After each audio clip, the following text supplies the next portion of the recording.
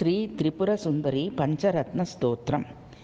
నీలాలకాం శశిముఖీం నవపల్లవోష్ఠీం చాంపేయ పుష్ప సుషమోజ్వల దివ్యనాసాం పద్మేక్షణాం ముకుర సుందర గండభాగాం త్వాం సాంప్రతం త్రిపుర సుందరీ దేవి వందే.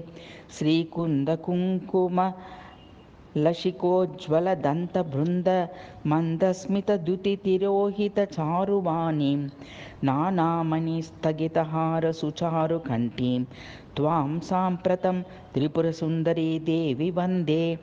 పీనస్తనీం గణభుజాం విపులాబ్జహస్తాం భృంగావలీజితసుశోభితరోమరాజిం మత్తేబ కుంభకుచభార సునమ్రమధ్యాం త్వాం సాంప్రతం త్రిపురసుందరీ దేవి వందే. రంభోజ్వలోరుయుగలాం మృగరాజపత్రా మింద్రాదిదేవ మకుటోజ్వల పాదపద్మం హేమాంబరాం గణఘృతాంజిత ఖడ్గవల్లీం త్వాం సాంప్రతం త్రిపురసుందరీ దేవి వందే.